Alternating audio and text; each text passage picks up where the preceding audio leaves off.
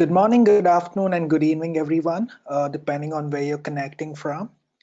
Welcome to yet another exciting Citrix Ready webinar in the Citrix Ready Technical Webinar Series, where we showcase how Citrix and our partners like deviceTRUST here with us today have integrated to deliver valuable products and solutions to common problems faced by our customers. I'm Anil Kumar, your host today. I'm the Technical Marketing Manager in Citrix Ready program, managing the validations and the technical marketing activities with network ecosystem partners.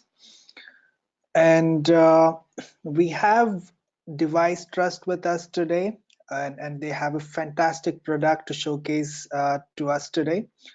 We'll see how deviceTRUST, when paired with Citrix virtual apps and desktops, formerly called Zen and Zen Desktop, can provide contextual access control features to help your organizations keep your apps and data safe.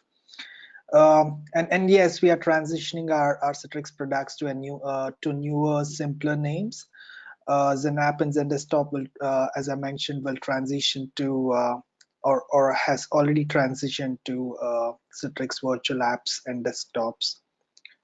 So along with me today, I have two fantastic gentlemen, Ian Smith and Sasha Goku from deviceTRUST. Hi, Jens. Sasha, I welcome you to this webinar series from Citrix Ready, and excited to have you guys. Could you provide a brief introduction about yourselves? Tell us what you do at deviceTRUST and how's your experience been with Citrix? Perfect. Thanks. Thanks, Anil. Thanks for having us. Good morning, good day, or good afternoon, everybody. My name is Jens Schmidt. I'm Enterprise Account Manager at deviceTRUST. I'm looking for the global sales activities with enterprise customers. I'm within the, let's say, virtual desktop, virtual application market, Citrix market for more than 20 years, working in different roles, talking to customers with all the challenges they have with providing applications, providing access to data and resources, and managing this access. So this is my background, and I'm happy to give you an introduction into deviceTRUST, and later on then hand over to Sasha for a live demonstration. I think that's a good point to hand over to Sasha to introduce yourself. Perfect, thank you. And also from my side, welcome to this session. My name is Sascha Göckel. I'm based near Frankfurt in Germany, working since Citrix with WinFrame 1.6. So that's where I started within this market. And as I said, at deviceTRUST, I'm looking at pre-sales, and I'm doing the technical live demo later on. We're looking for that forward for that session. And yeah, that's it for me, or about me. Sounds great, and it's really a pleasure to have you guys with such a vast experience in the industry, and I'm sure you guys have great insights to share with the audience today. Yeah. All right. Jens, could you oh, all right. We are already on the second slide. So before I hand it over to Sasha and Jens, I wanted to kind of provide a brief high-level introduction about Citrix Ready. It's a technology partner program where we showcase and recommend third-party products, solutions, and services that demonstrate proven compatibility with Citrix's products. Customers can quickly and easily find solutions which is validated and recommended by us, and all these products are available in Citrix Ready Marketplace. If you'd like to learn more about the Citrix Ready program, if you'd like to browse through our Citrix Ready Marketplace, below are the links. Don't worry, we'll share the links with you in our follow-up emails as well. So So I'm personally very proud to have deviceTRUST here with us today. I've seen how the product integrates with Zenap and Zen Desktop and provides that added level of trust and security to our mutual customers. So without any further ado, I would like to hand it over to Jens and Sasha to kind of take us through their products, and also they also have a couple of live demos to show us. Just one housekeeping item. I'm sure you guys have a lot of questions to ask. If something pops up, please use the question panel in the GoToMeeting control panel, and we'll take up all the questions after the presentation and the demo. All right. So Jens, it's all yours. Please take it over. Thank you very much, Anil. Thank you for the introduction. So yeah, again, welcome everybody. We have prepared a short agenda, which I want to go through. So we start with a quick company introduction, and then clearly I want to give us a kind of overview about the deviceTRUST solution and what we mean by contextualizing IT. And then clearly the main part is that Sasha will do a live demonstration where he can show you how you can extend security user experience with contextual-based access in your Synapse and desktop or virtual desktop environment. And then last but not least, talking a bit about example use cases following from the demonstration and the summary, and then we are happy to take your questions. So let's start with a quick company introduction. deviceTRUST is a German-based software vendor. We are founded early 2016 in January. As already said from Sasha and myself, and also the entire team, we all have a strong background within the desktop virtualization market, working in different technologies or with different technologies to manage desktop virtualization and all these kind of things. We already have customers in the different verticals, from finance through healthcare, and clearly also environments with more than 60,000 licensed users working with deviceTRUST to enhance their security. As said, we are quite young company, started in January 2016. We have 10 plus employees, growing strongly at the moment. And also we are Citrix ready partner since January 2017. So very early stage, because it's an important area for us. We partnered with Citrix, and we validated our solutions for the Citrix ready program, as you can see here.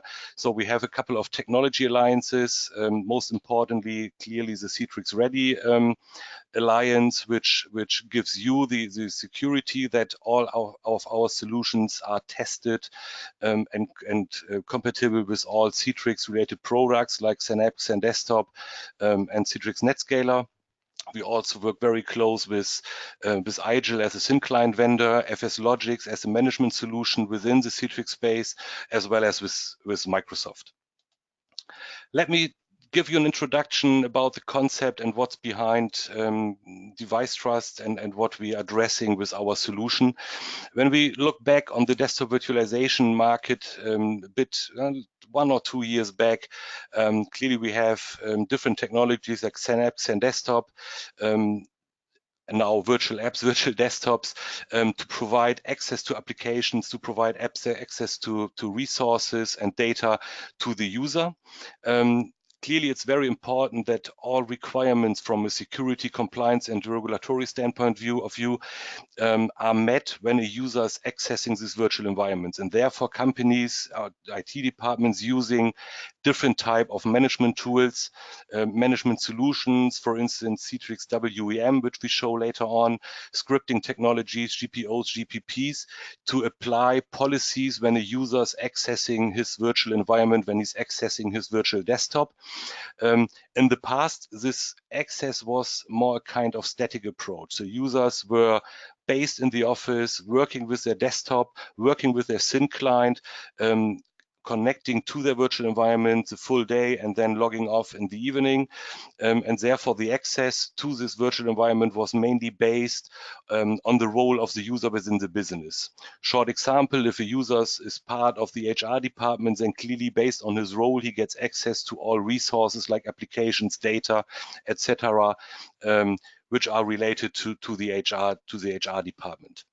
That worked quite well, but what we've seen over the last couple of years is that on one hand side, business, but also users demand access to their virtual applications, to their work environment from different type of devices, even if they are managed or unmanaged, if they are privately owned or if they're company owned.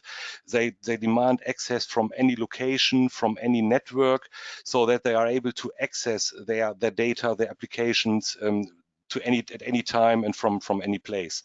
What we learned over the last 10 years is that the challenge for the companies and for the IT departments now is to fulfill the existing set of requirements from a security, compliance, and regulatory standpoint of view, because the role of the user is not enough anymore to decide what can be accessed, what kind of access the user has granted, what he is allowed to use and what he's not allowed to use.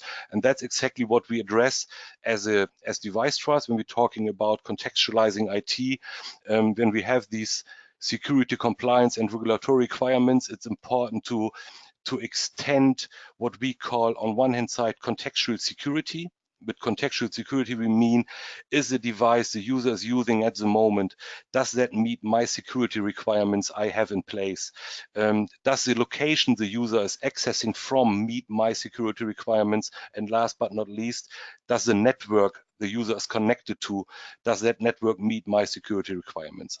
On the other hand side, what we see is contextual user experience, means if a user is accessing from different locations through different networks, does he has access to the resources related to his context, related to his location where he's based in. And that's exactly what we provide as deviceTRUST. So in general, what we are doing, we're providing more than 250, how we call it, context properties, different information at that moment a user is connecting to his virtual environment. We have categorized this in 5 main categories, starting on the left-hand side, clearly with information about the hardware. So the device the user is using at the moment, starting of what kind of type of device it is, can be drilled down to the BIOS serial number of the device to have that available to decide or to identify the device. If we go to the software part, and especially on Windows devices, we have the security components which are installed on the device.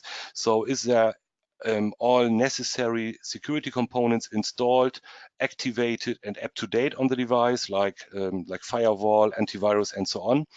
We have information about the network, and here it's important to know that it's independent of if the user is connected within my corporate network. So I know from which location, for instance, from which branch he is connecting to my virtual environment, but also information when he's connecting from the outside. Is he connected to a Wi-Fi? Is it a secure Wi-Fi? Is it an open Wi-Fi? All these kind of information. Then clearly location or geolocation information to know from where the user is accessing now my virtual environment or the virtual applications. Can be drilled down to street and number. In many cases, the requirement is to know from which country, for instance, a user is accessing the virtual environment. And last but not least, information about the user itself, what kind of privileges the user has on its device.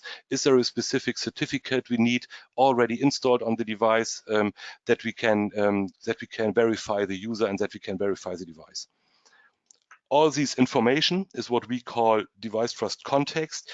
We provide into the virtual environment at the moment the user is accessing his virtual workspace, provides this information into the existing management framework. So all your existing management tools are able to consume our context to decide and to apply policies for the user.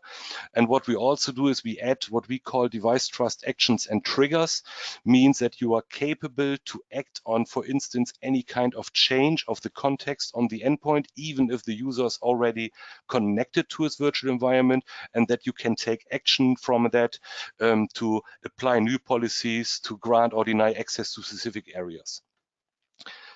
This is what we generally do with deviceTRUST, and I think we now switch over to Sasha to give you a live demonstration, some use cases where you can see how you can use our technology to increase your security, to allow access or grant or deny access to specific applications or desktops.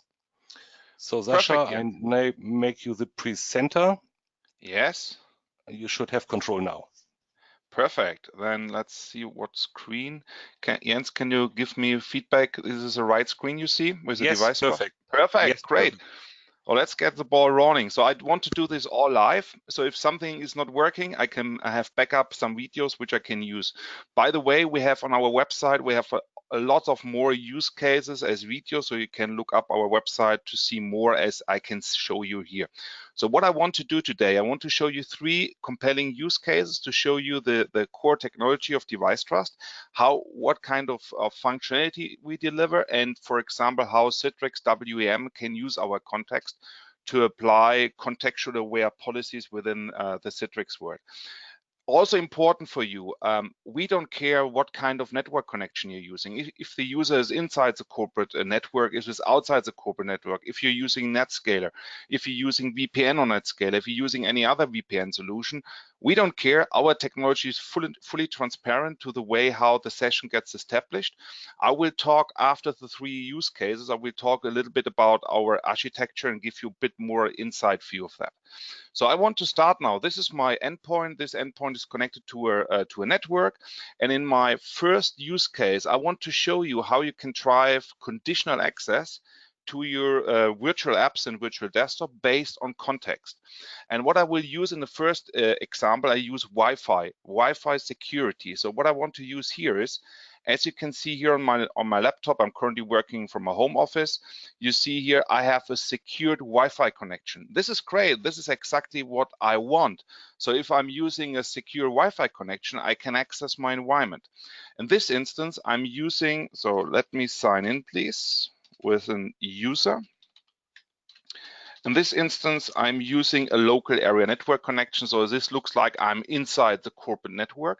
And what's also important is I'm using now a published desktop, but everything I said works 100% the same with virtual apps or published applications. So there's no difference for us. But I'm showing you that on the desktop because it's much easier for me to show you the integration later on how deviceTRUST integrates into the Citrix products. And therefore, I'm using a published desktop. But as I said, it also works with published applications or Citrix virtual apps. So what's happened now during the sign-in, we already knew the context of the endpoint, and because the Wi-Fi I'm using at the endpoint is a secure Wi-Fi, what we mean with a secure Wi-Fi in this instance is a Wi-Fi which is at least WPA2 encrypted. So that's a requirement for that use case, and because this is the case, I can sign in, I can work with my business applications, etc. So let's assume I'm disconnecting the session now. And what I'm doing on my endpoint, I'm switching to a very popular network here in Germany, which is an open public Wi-Fi network. As you can see here, this is now open. It's not encrypted in any case. And I'm still using the same storefront connection, but it could be also with NetScaler now, external, internal, we don't care. The important piece here is when I'm signing into my published desktop or published applications, we already knew the context of the endpoint. We apply the right policy set, and we have identified now that the Wi-Fi you're using at the endpoint is not encrypted, and therefore you don't get any access. And what you see here is just our default message. This could be in any text you want to display. It could be in any languages or multiple languages at the same time. So this is all up to you how you want to decide to do it. So let me reset that to my secure Wi-Fi.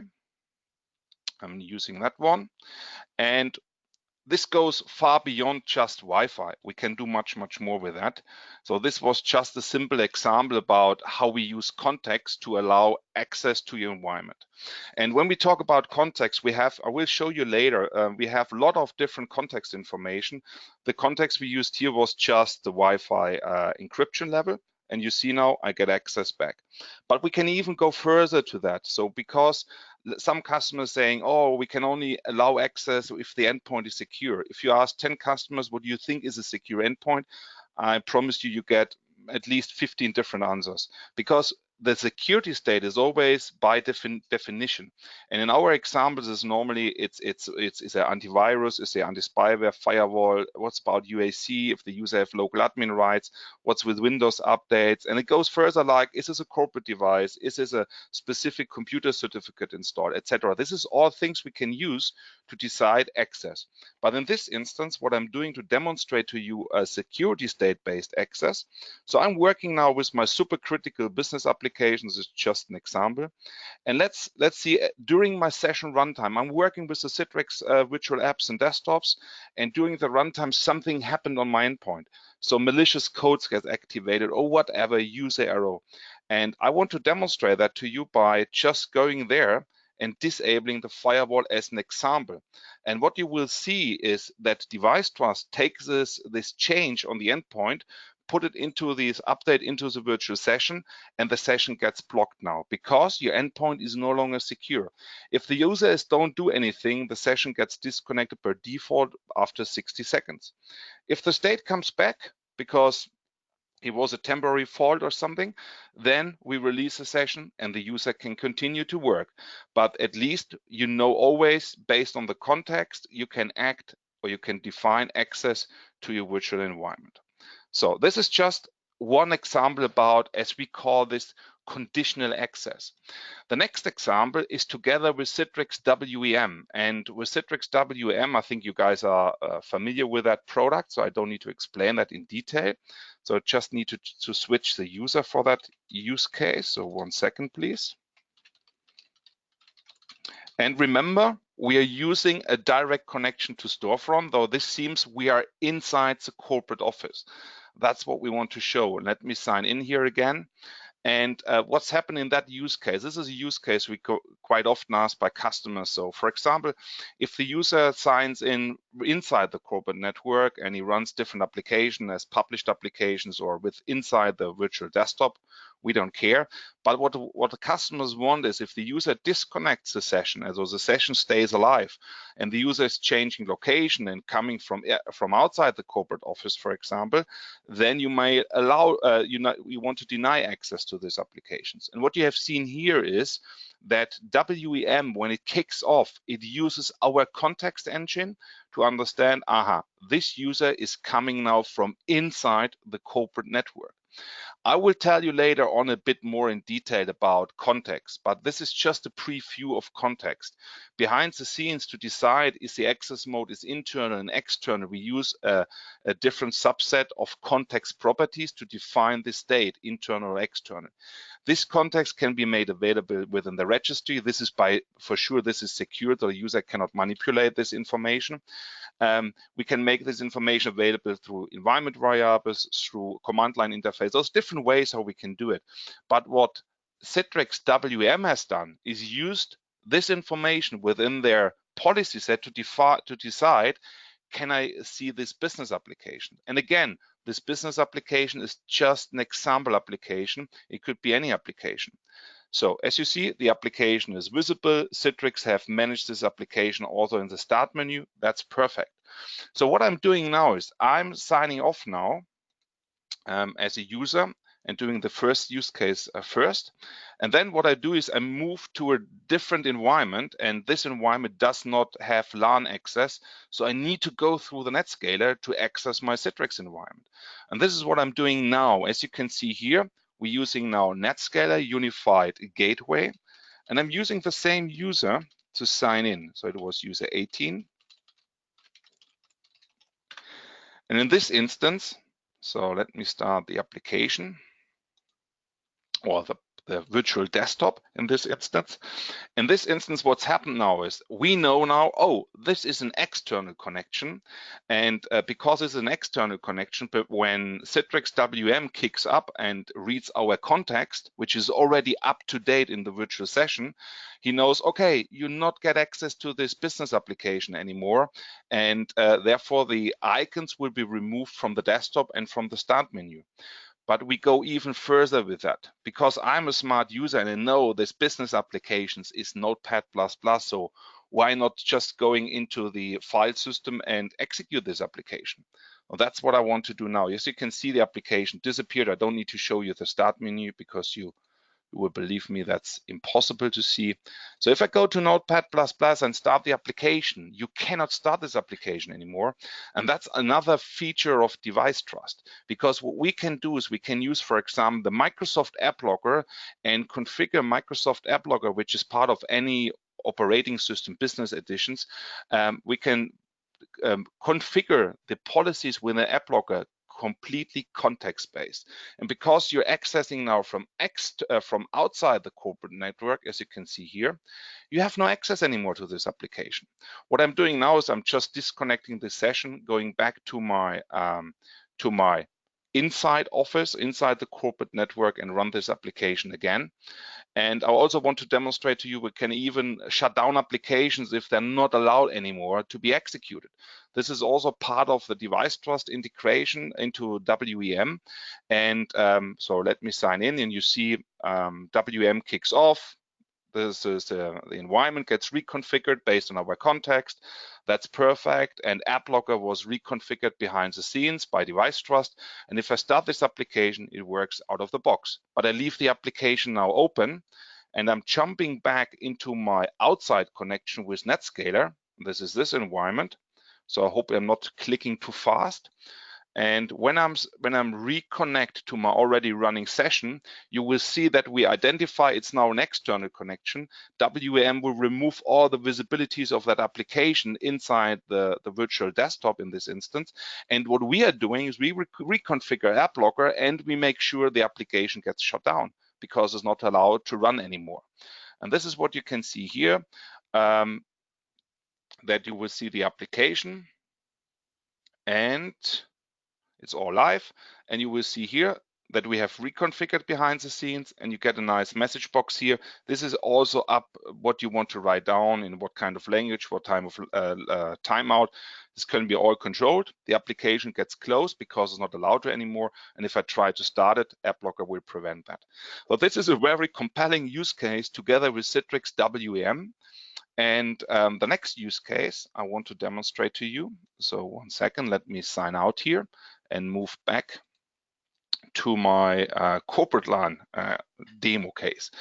So in this instance, I need to use a different user account for the next use case. So this current use case with Citrix WM showed to you is, with deviceTRUST, I can control conditionally access to my virtual desktop and virtual apps.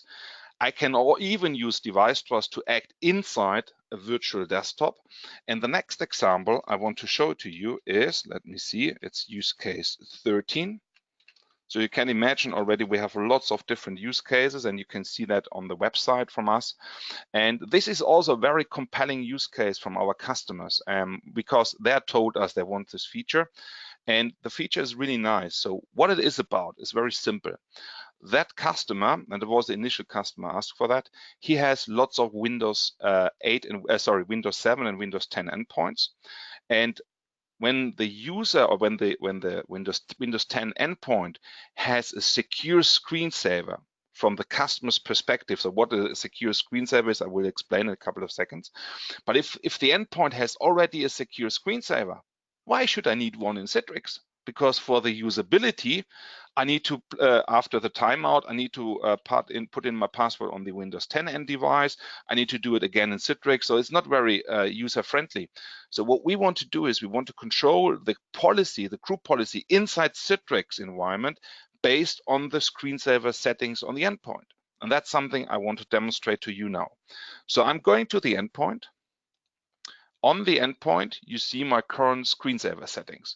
We don't care if they are applied by group policies or the user have set them. We don't care. The important piece is what defines a secure screensaver. For that customer, for our initial customer, for that feature was, it needs to be a built-in screensaver. So it needs to be a screensaver which relies on the C Windows System 32. That was one requirement. The timeout should not be higher than 50 minutes. And on resume, I need to put in my password. And if this is all met, then, hey, I don't need a screensaver in Citrix. And that's exactly what's happened now. So I'm signing in now into my environment. And again, we don't care if this is Netscaler between, is this inside the local area network? We don't care. So, but what's happened now, when I'm signing into my Citrix environment, we already knew what the screensaver settings are on the endpoint. And we set an according policy within the Citrix world to disable in this instance as a screensaver, because the endpoint already has a secure screensaver. And this is what you can see here. So I'm going into that. So that's a group policy. This is a bit techy. So this is the final settings you see when a group policy has applied. You see there's no screensaver active, nothing. And the information we use in this instance was the secure screensaver. In this instance, it was a true, which means it is a secure screensaver. So if the user now reconnects from a different device with a different settings, or is changing that during session runtime, we even can control that one. So what I'm doing on the endpoint, and this is important, it is the endpoint. I change the settings. Within the virtual world, we identified that change.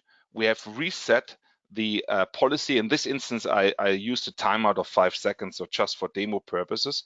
But you can see screensaver gets activated because the endpoint does not have a proper screensaver anymore, which meets my security requirements. So let me sign in again, and I'm reset that to the required state. And then you will see inside the virtual world, we have reset the screensaver to not be enabled because the endpoint already have a secure screensaver. So that's also another very compelling use cases with deviceTRUST. And this is a thing where you can see that you can act within your Citrix environment. And as I said, I don't care if this is virtual apps or virtual desktops. You can change policies based on the context of the endpoint. And you can even do this on log on and reconnect, and also during session runtime. Well, that's important. But maybe the question you ask yourself is, how complex is that? What did I need to do this kind of magic? So what we have here is, let me zoom in a little bit to make it a little bit bigger. So what you see here, this is our architecture diagram. When we talk about Windows endpoints and IGEL OS endpoints, I will talk later a bit of other endpoints we are supporting. What you see here on the right-hand side, this is your data center. This is the cloud, wherever your Citrix servers are hosted. And one important point here is deviceTRUST does not need any additional infrastructure. So we don't need any databases, management servers, or whatever. The only piece we need here is a deviceTRUST host, as we call it. The deviceTRUST host is an MSI package which installs a service on that Citrix box, and that's it. That's the magic. All the runtime behavior, what the deviceTRUST host should do, is all defined by group policies. So all the management is defined with normal Microsoft group policies, which you're aware of that. Everything what deviceTRUST is doing, runtime behavior, failure, doing conditional access, applying app locker policies, and all this kind of stuff can be written down to the Microsoft event log, because customers told us, oh, we have already a reporting solution, just import it into a Windows event log and we can just use it. So that's a part of the data center.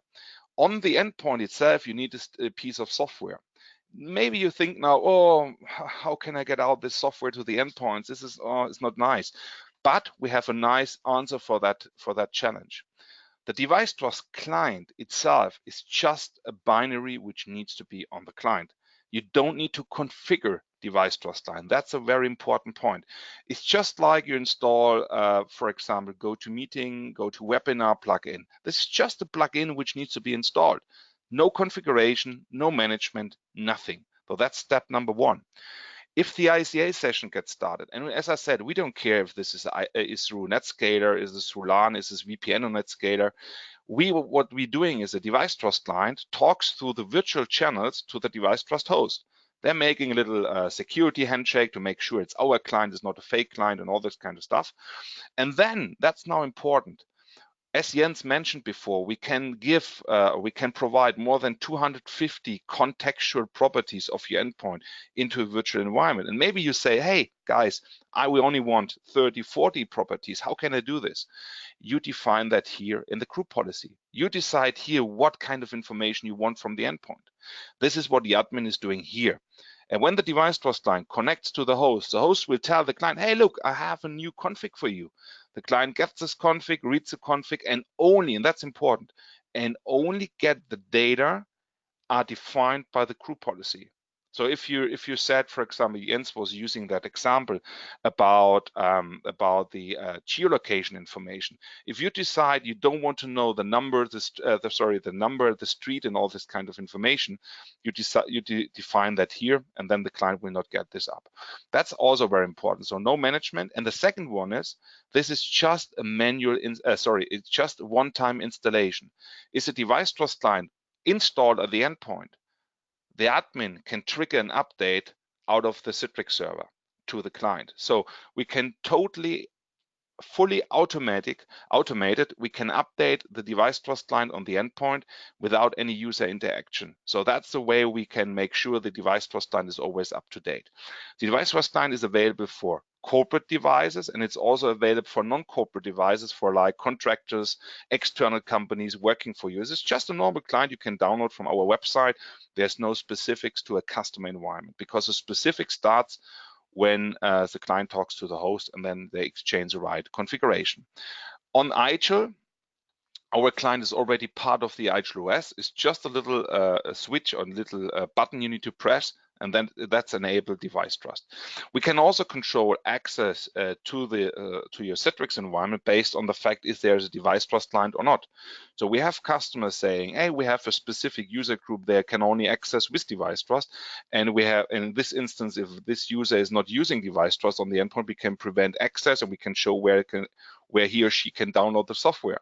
Or it could be a user where he could also access without deviceTRUST, but then we knew that here, and then he get a different kind of application set. So maybe he get only email because he get no access to the CRM application or to the healthcare application because I don't know where he's coming from. So that's the architecture of deviceTRUST.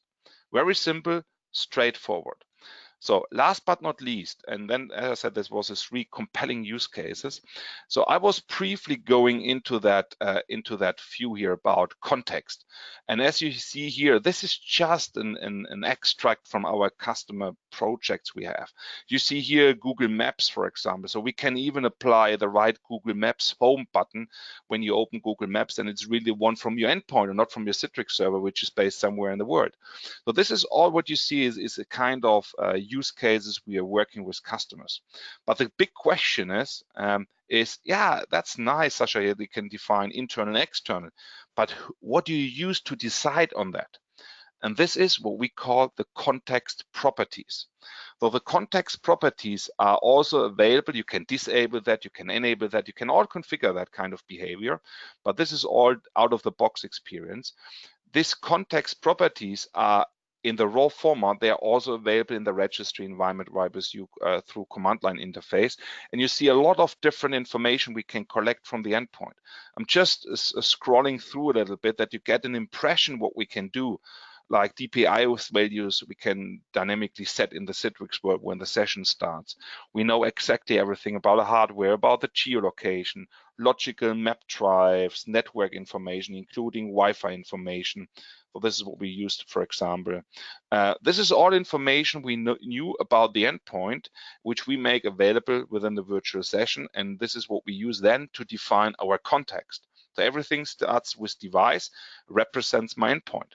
Everything starts with a host, it represents my Citrix virtual desktop or virtual app server I'm connected to. So we can even get the same kind of information on the host or for the host, but it does not really make sense. Therefore, we have disabled some of the information, but we can even use the bandwidth and the latency of the session. And if this is changing, we can react on that with any kind of action to that.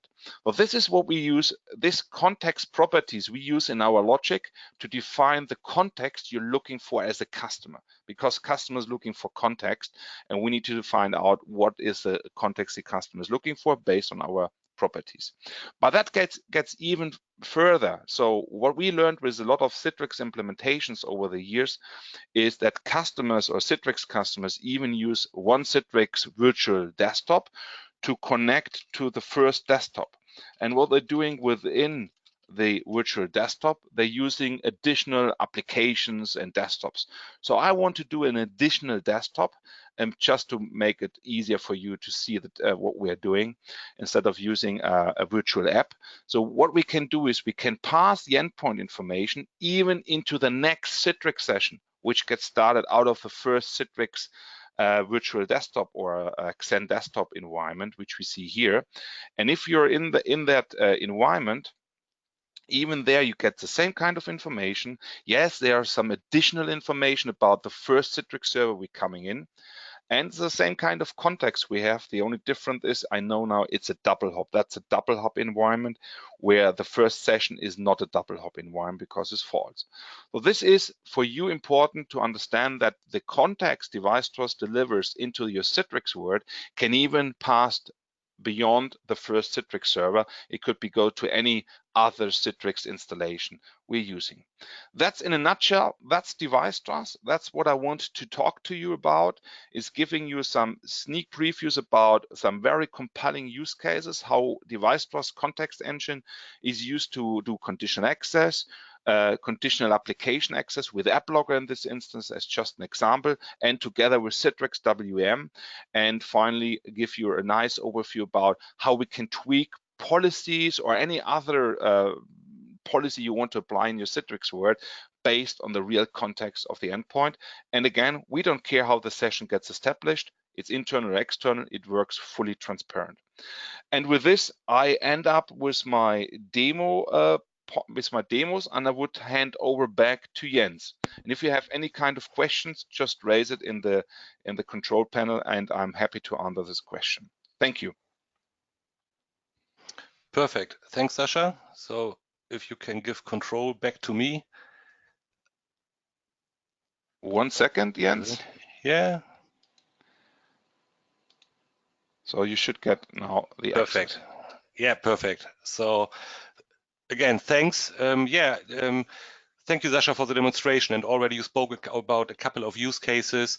I'd like to let's say, catch up on some of the examples. I think clearly what you've seen on the session is how we can give conditional access to the virtual environment based on the context.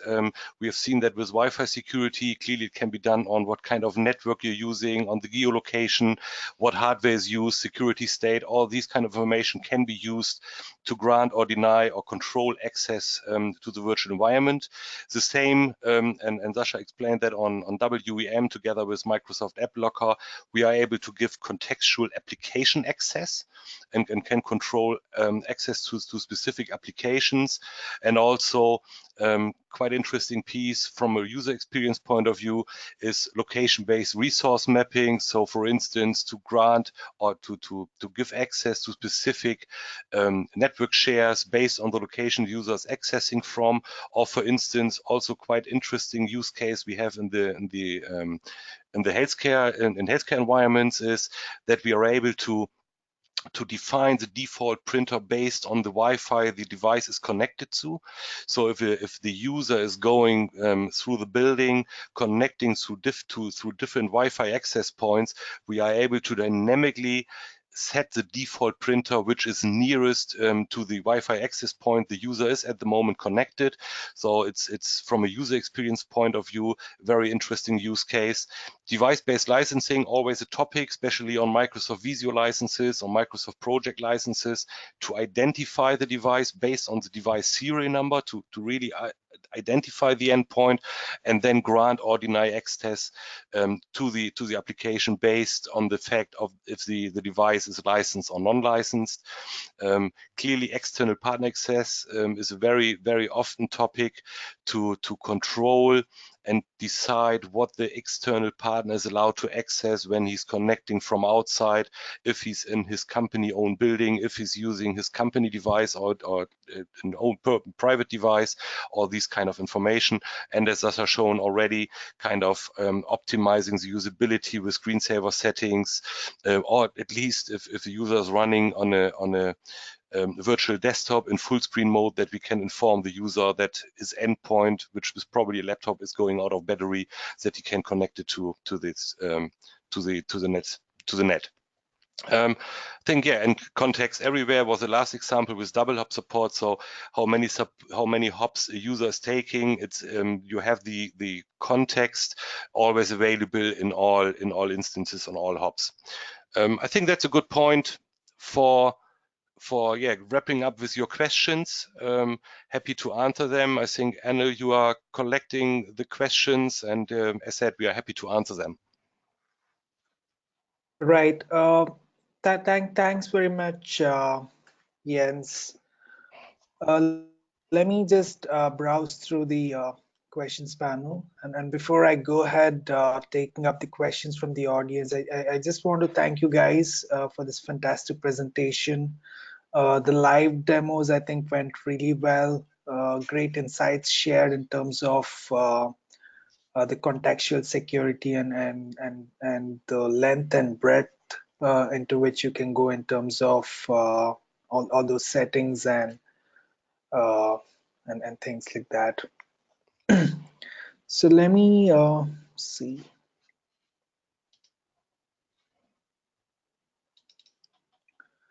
All right. So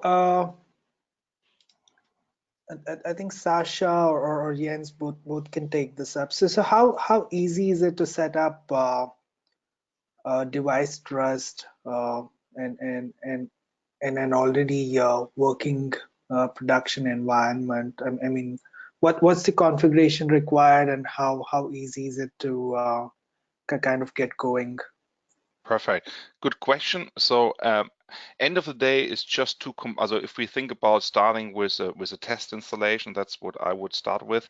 It's what we need is one Citrix server, and we need at least one client. That means we need two components. One we need to install on your Citrix server, which is doing all the configurations, the policy we want to define what deviceTRUST should do for you.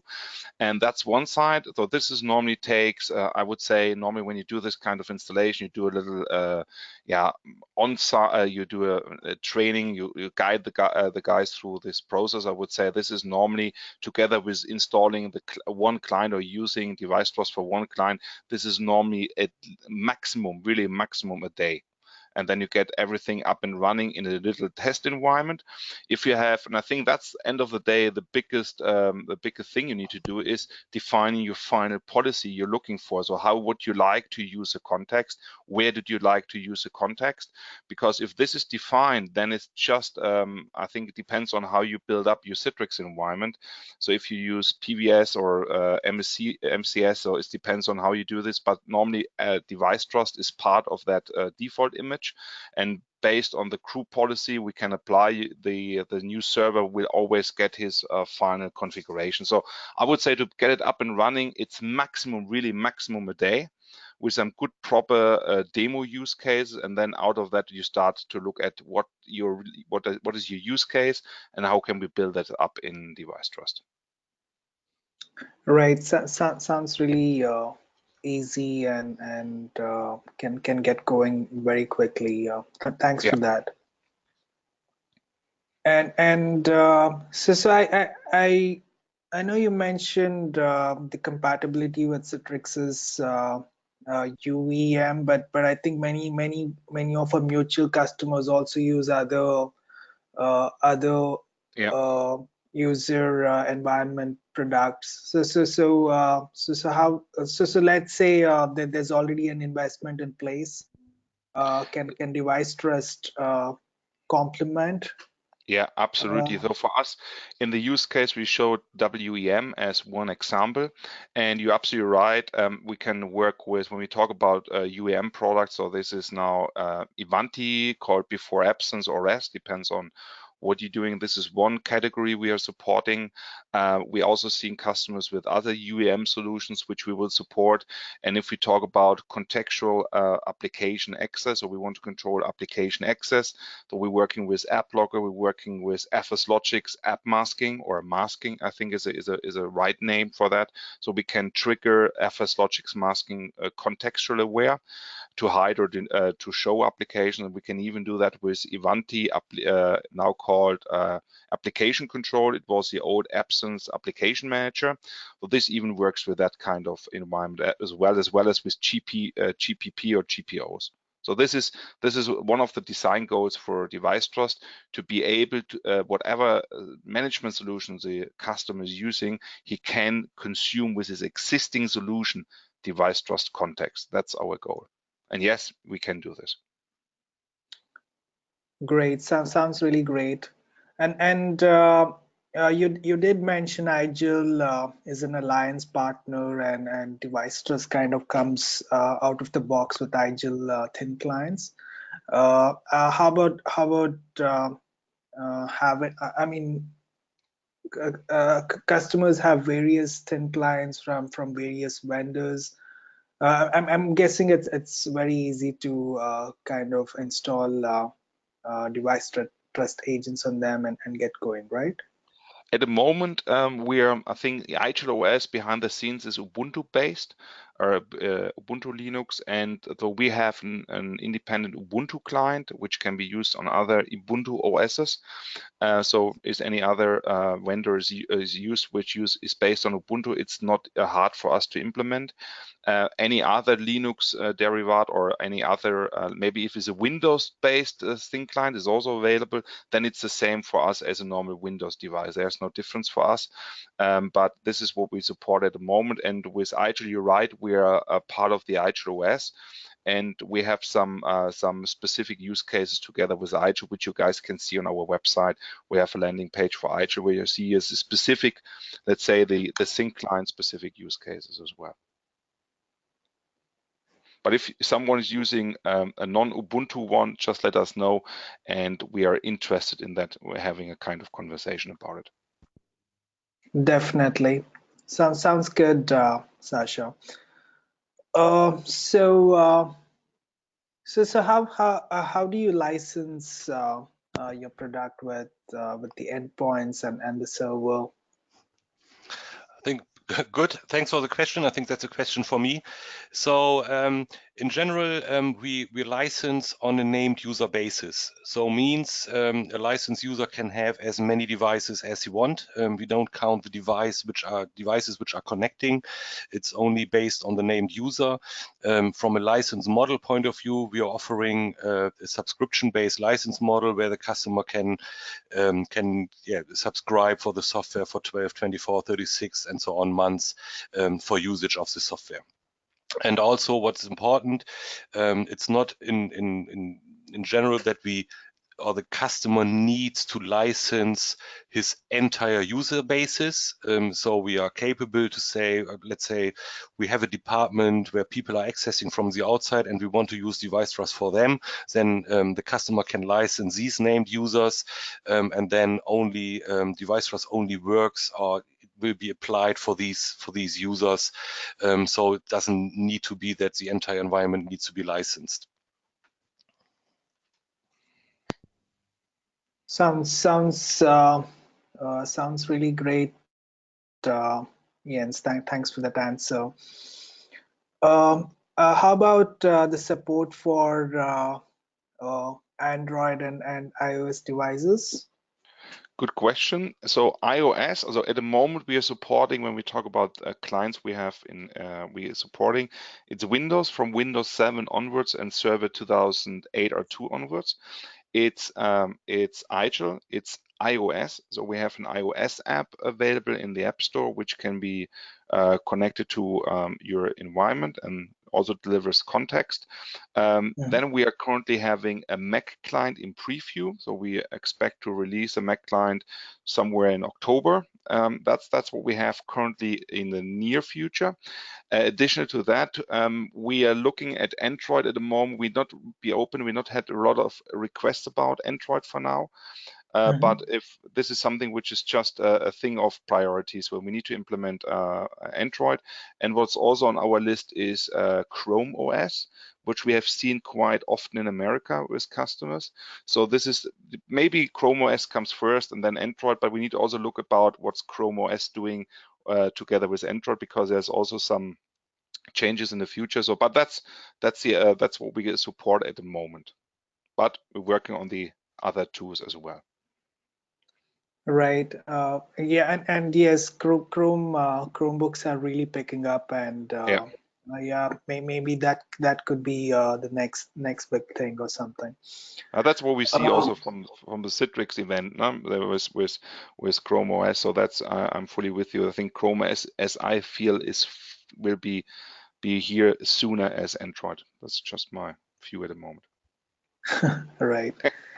And you know, we are moving most of our products into the subscription model. Most of our Citrix's product portfolio is already available or being available as cloud subscriptions, starting with the Citrix virtual apps and desktop servers. We now have the gateway servers and a lot of others. So how well does deviceTRUST integrate with Citrix Cloud, and what's the support scope? For us, technically, there's no difference. Also, technically, there's no difference if you run your Citrix environment on-premise or in the cloud. That's for us technology-wise no difference, because we can still we can still use the same mechanism to apply our policies to it. From the support structure, it's also not really a difference for us, because for us, we build up the product as well as our infrastructure to support both at the same time. So if we have also customers using a couple of on-premise and a couple in the cloud, so we can work with both at the same time, or just uniquely that side or the other. So this is for us. We are structured to do both at the same time. That sounds great, Jens. Thank you. I think we have time for one last question, and then we kind of move on to any final thoughts which you have. So is there any Java-based or HTML-based client available for deviceTRUST? It's a very good question, and I waited for that one. At the moment, we're not supporting HTML5 Citrix sessions. At the moment, no. But it will come end of the year, and this is also part as when we talk about new clients. So we will support also HTML5 access with the same kind of mechanism, not mechanism technically, but with the same feature set as we would do it with a virtual channel. So yes, so at the moment, no, but it will come by end of the year that we also support HTML5 remoting access. All right, so coming soon then. Yeah, correct. With the Chromebook and the iOS support. So yes, that sounds great. So we have a few more questions coming in, but I think for now we have time for only this. We'll get back to the audience with any unanswered questions privately. So with that, let me hand it over to both of you for any final thoughts and comments before we conclude the webinar. Perfect. Thank you very much. One point I'd want to point out is, as Sasha said on his session already, we have many different use case videos on our website. Just visit our website under /product, and there you can find use cases. We also have a YouTube channel where we have pulled together all the different use case videos, where you can see what kind of context can be used to grant access to the environment, to applications, and so on. So feel free to have a look around. And also, if you would like to have more information, if you want to know more, if you want to test drive our solution, so we are able to offer you evaluation licenses. We are more than happy to support you on the implementation and give you a deeper insight if you want to look into the solution. So we are happy to take that. You can get in touch with us, but you can also go to our website. We have a contact form in there, and then we get in touch, and we can organize an evaluation license for you. I think that was it from our side. The last thing is, just to say thank you very much, Anil. Thank you very much to the audience for your time, for your questions, for your interest. I think one thing which came up, yes, the session will be recorded or is recorded, and I think it will be sent out afterwards, so everybody can review that and can have a look at it. So thanks from my side. Right. Thanks. So thanks very much, Jens and Sasha, for that. I think great presentation, great insights shared to our audience today. And yes, the session is recorded and will also be sent to all the registrants for this webinar. And with that said, I would also like to thank everyone who were able to make time to attend today's webinar today. And I hope it was very useful for you guys. See you until next time. Thanks very much, guys. Have a nice day. Thank you as well from my side. Thank you, guys. Bye. Bye. Bye-bye.